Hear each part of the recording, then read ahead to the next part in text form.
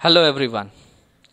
तो आज का लेक्चर है रीजंस फॉर द 1857 म्यूटिनी, यानी जो 1857 के अंदर जो रिवोल्ट हुआ था, जो मंगल पांडे, रानी लक्ष्मीबाई, इन लोगों ने मिलकर जो रिवोल्ट किया था, उसके बारे में, उसके रीजंस क्या थे, ये हम आज ये लेक्चर में जानेंगे।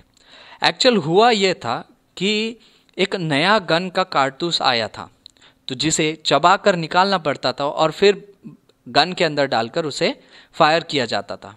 और जो पार्ट जिसे चबा कर निकालना पड़ता था उसमें गाय का मांस भी शामिल था और सूअर का मांस भी शामिल था। तो सूअर के मांस से मुसलमानों को तकलीफ थी और गाय के मांस से हिंदुओं को तकलीफ थी। तो इस वजह से मंगल पांडे ने इसके खिलाफ आवाज़ उठाई और ये एक कारण था कि 1857 का जो आर्म्ड रिवोल्ट हुआ, इसके अंदर जो बहुत सारे लीडर्स थे जिन्होंने 1857 की ये रिवोल्ट में हिस्सा लिया, और सबके अलग अलग कारण थे।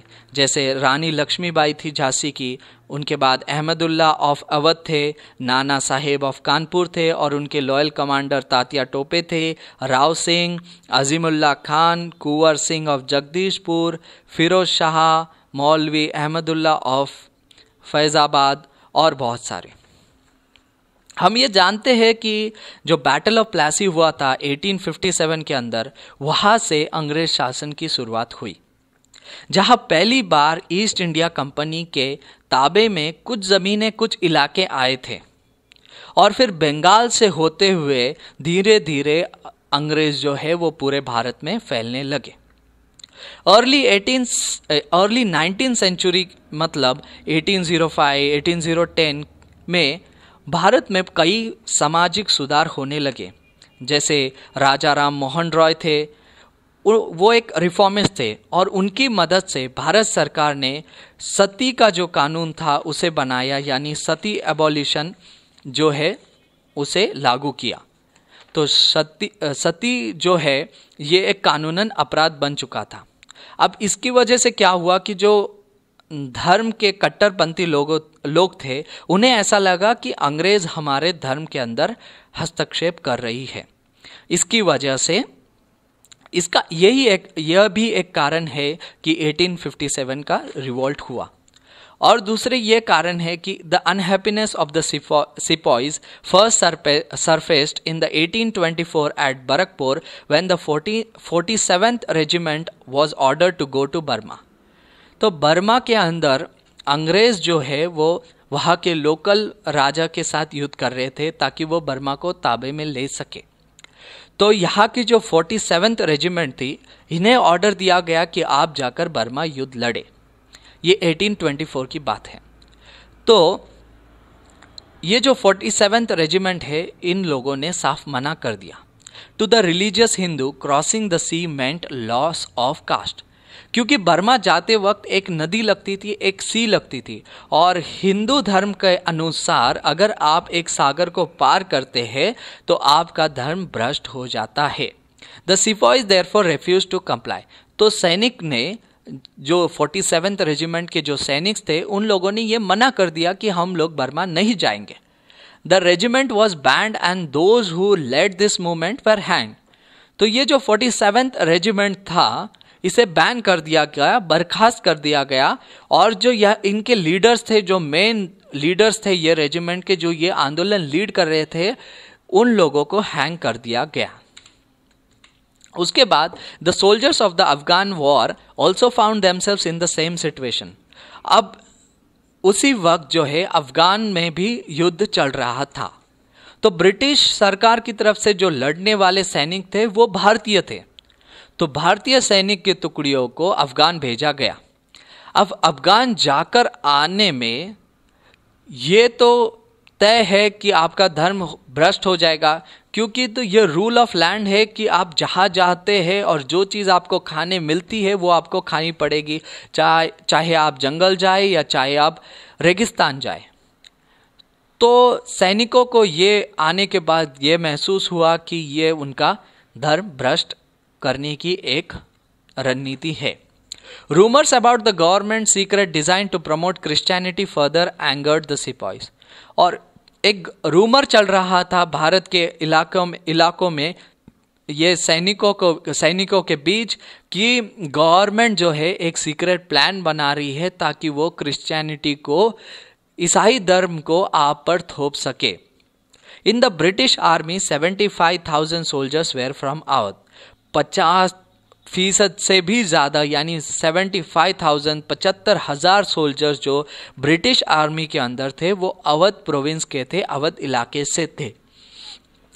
Awadh land was annexed by British, increased the land revenues and confiscated land attached to the भूमि। अब ब्रिटिश सरकार ने जो है वो अवध पर कब्जा कर लिया।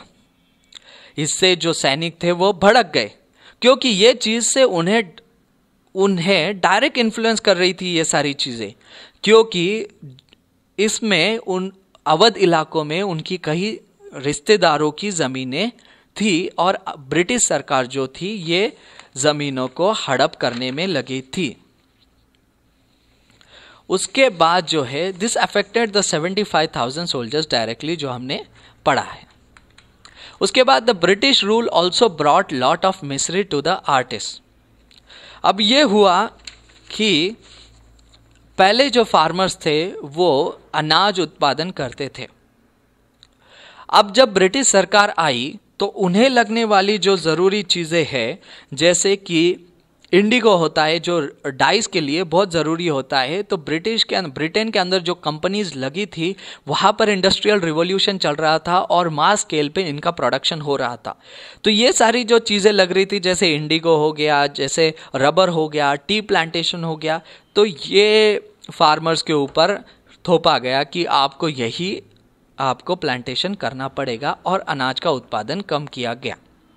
और अब खरीदने वाली जो सरकार थी वो ब्रिटिश सरकार थी। इसके वजह से मार्केट कॉम्पिटिटिव प्राइस फार्मर्स को मिल नहीं पा रहा था, और क्योंकि रबर का उत्पादन, टी का प्लांटेशन हो रहा था, इसके वजह से सॉइल इरोजन भी ज़्यादा हो रहा था।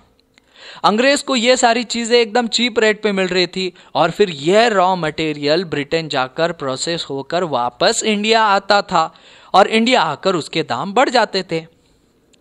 उसके बाद जो आर्टिस्ट थे, यानी कि जो हैंडमेड जो कोई गुड्स होते हैं और मशीन मेड गुड्स होते हैं, इसमें काफ़ी अंतर होता है। हैंडमेड गुड्स में इतना परफेक्शन नहीं आता है और ब्रिटिश सरकार मशीनरी पे लार्ज स्केल प्रोडक्शन कर रही थी और वही सारे जो गुड्स थे वो इंडिया लाकर हैंडमेड गुड्स के कंपैरिजन में एक सस्ते रेट पे बेच रही थी। इसकी वजह से जो हैंडमेड गुड्स था उसका मार्केट, उसका सेल कम होता जा रहा था। तो अब आर्टिस्ट ने ये सोचा कि हम भी मशीनरी इंपोर्ट करेंगे और हम भी मशीन मेड गुड्स बनाएंगे। लेकिन यहाँ भी एक प्रॉब्लम थी, ब्रिटिश सरकार ने मशीनरी इंपोर्ट करने पर बैन लगा दिया था। और एक रीजन है, this led to the major unemployment problems for the Indian craftsman. अब जो राजा होता था ये बहुत सारे लोगों का ख्याल रखता था, जैसे कवि हो गया, नाटकदार हो गया, साहित्यकार हो गया, विदूषक हो गया, पेंटर हो गया, ये सब लोग राजा के पेरोल पे होते थे।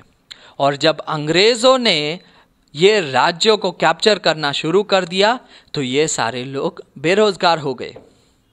तो ये सब कारण थे जो 1857 का जो रिवोल्ट हुआ, ये सारे कारण थे जिसकी वजह से ये हुआ।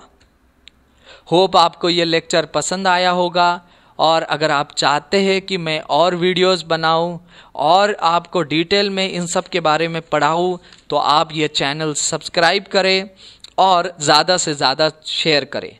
Thank you for watching. Have a nice day.